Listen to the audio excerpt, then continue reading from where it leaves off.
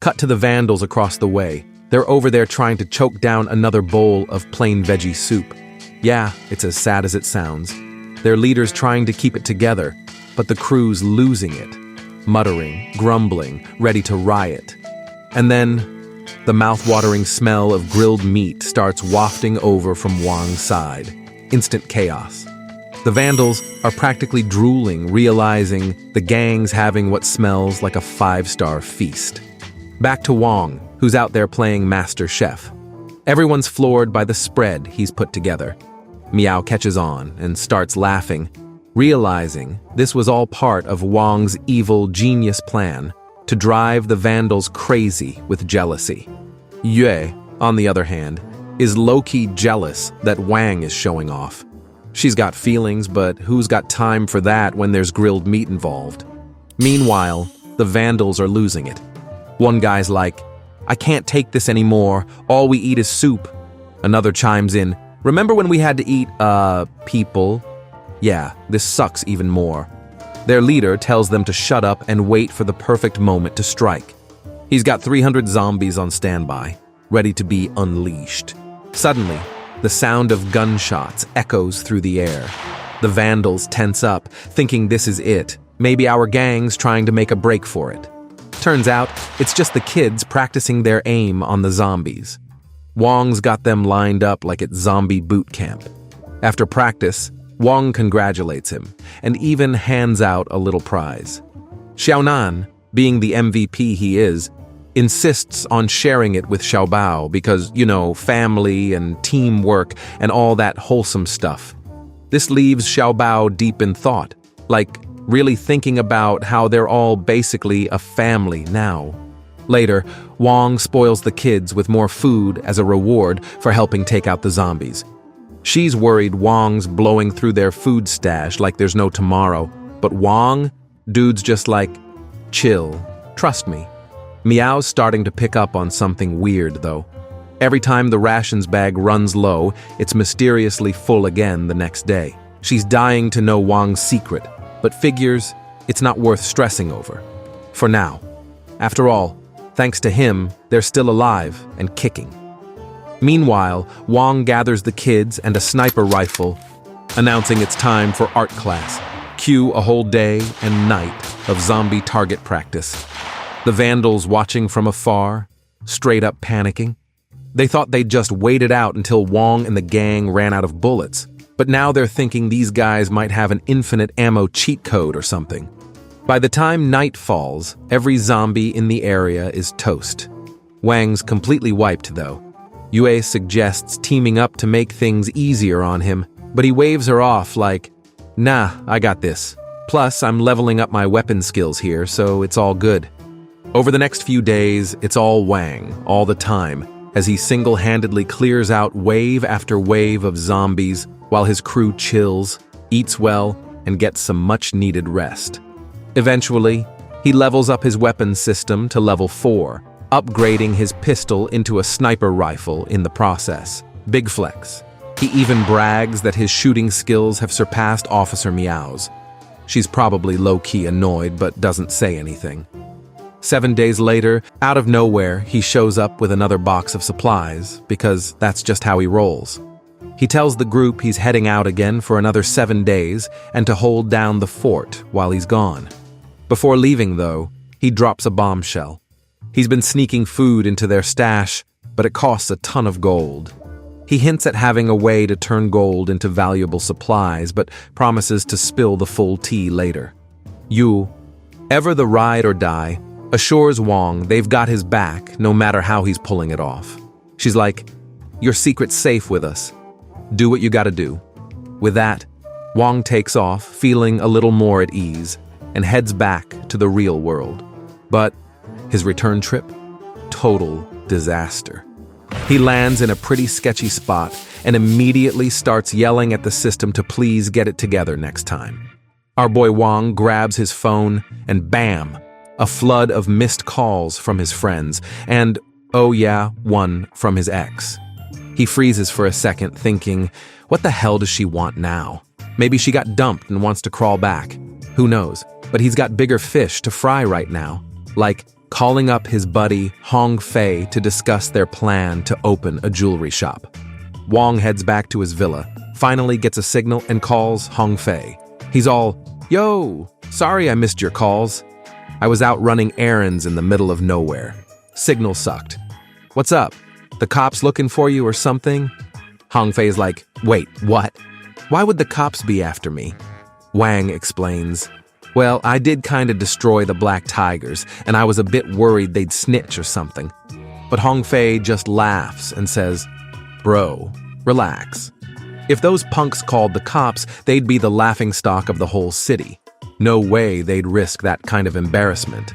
Moving on, Hong Fei says everything's going smoothly with the jewelry business thanks to their partner Xing Ping. Wang's like, "Good to hear. Let's talk about it tomorrow in person. It's late and we both need sleep."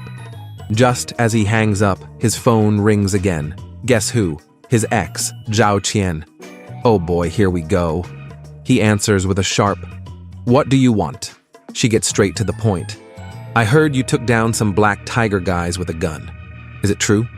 Wong, not in the mood, snaps, "What I do now is none of your business." Zhao Qian tries to sound sincere. "Look, I just wanted to warn you. I know what I did to you was wrong. I'm not asking for forgiveness, but you need to be careful. Master Li and the Black Tigers won't let this slide. I heard he's hiring someone to take you out. Just watch your back, okay?" They say their goodbyes, but Wang is left scratching his head. Why is she suddenly being so nice? Is this some kind of trap? Still, he knows one thing for sure. Master Li isn't messing around. Even though Wang's shooting skills are top-notch, he's not thrilled about using guns in real life. He needs a backup plan. So he calls up his in-game system and tells it to fire up the lottery machine. He's betting everything on luck to upgrade his Fire Fist ability ASAP. Wang grips the lever of the lottery machine like his life depends on it. Because, it kinda does, and yanks it down with a mix of desperation and hope. The first spin stops. Ding! He wins a new skill. And just like that, our guy's back in the game, pumped and ready to face whatever comes his way. Wong's new power. Super speed. And let me tell you, it's no joke. His body feels so light now, it's like he's gliding. So naturally, our boy decides to test it out immediately. He checks the distance from his spot to the city. 5 kilometers. Easy, he thinks. He gets into a runner's stance, and boom, he's off. The dude's flying across the ground, feeling like he's got rockets for legs. Only 9 minutes later, he's standing in the city. That's 1 kilometer every 2 minutes. Even Usain Bolt would be jealous. But just as he's soaking in his new skill, a commotion breaks out nearby. Of course, it's those Black Tiger Gang punks again, causing chaos. This time, they're hassling a street vendor and his daughter. Apparently, they're demanding some sort of protection fee from the guy. Things go from bad to worse when one of the thugs starts eyeing the girl and says something creepy like, "Let's see how much she's grown." He steps toward her, clearly about to cross every possible line. The vendor, her dad, shouts, "She's still a kid!" But does that stop this dirtbag? Nope. He keeps moving toward her like he owns the place. That's when Wang's blood starts boiling. He's ready to jump in, but right at the last second, an old man steps in and grabs the thug's arm. Yep, you heard that right. A grandpa stops the dude mid-action. The gang doesn't take this lightly.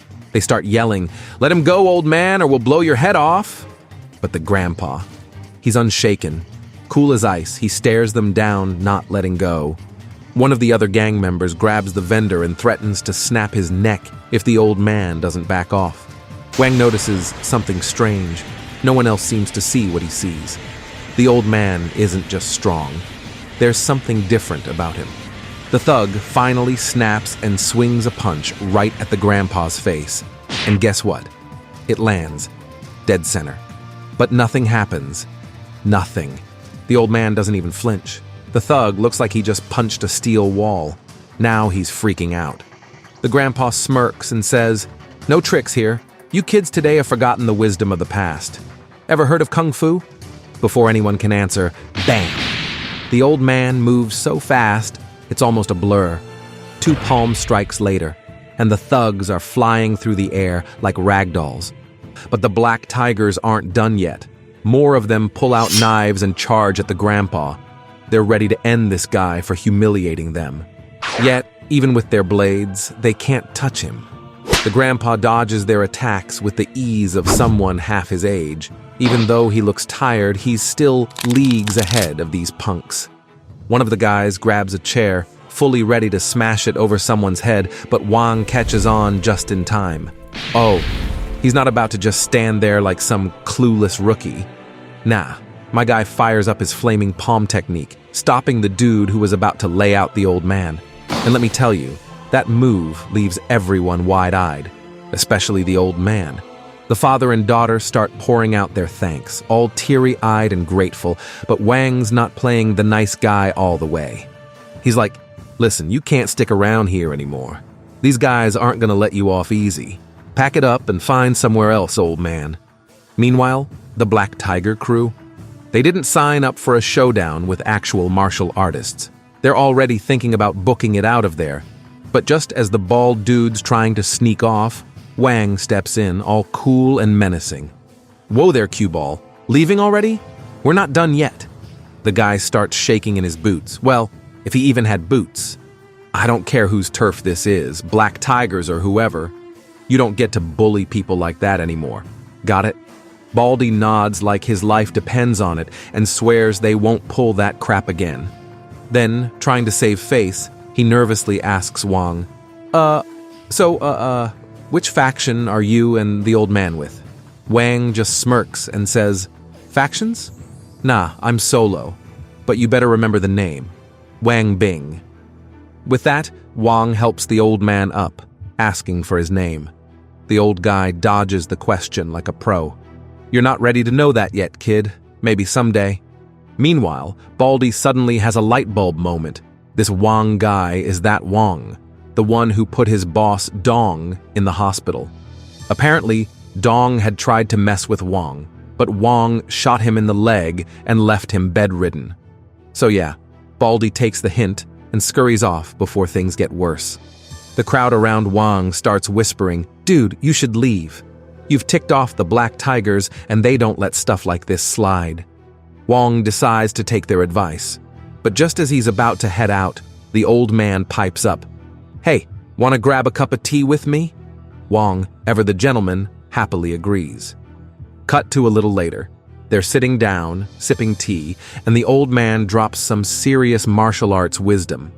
Kid, you've reached the second level of the flaming palm technique. Impressive. How old are you? Wang casually replies, 21. Just a college student, no big deal. The old man's jaw practically hits the floor. At your age? That's insane. This technique's no joke. Then, out of nowhere, the old man throws Wang a curveball. Hey, how about we spar? I want to test out your kung fu with my flaming palm. Wang looks at him like he's crazy. No offense, but I might accidentally hurt you. My moves aren't exactly beginner-friendly. But the old man just laughs it off. Kid, I've been doing this longer than you've been alive. Trust me, I can handle it. Let's call it a friendly exchange of skills. Wang eventually gives in, but he's still cautious. The old man insists Wang make the first move, but Wang hesitates. That's when the old man hits him with the classic mentor line. If I go first, you won't even get a chance to try. Better make your move now. With that, Wang decides to go for it, powering up his flaming palm to 30%. Just a little test, right? Turns out the old man's skills are the real deal, and Wang just got a front row seat to some serious martial arts mastery. Yo, you've got some solid moves, the old man says, cracking a sly smile. But you're still a little wet behind the ears if you want to reach my level. Wang's eye twitches. He knows the old man's testing him, and yeah, maybe he's been holding back a bit, but then the old guy takes it up a notch. Come on, kid. Stop playing around. Give me everything you've got. Let's see what you're made of. Wang smirks, wiping some sweat off his brow. Oh, you want my best shot? All right, old man. You asked for it.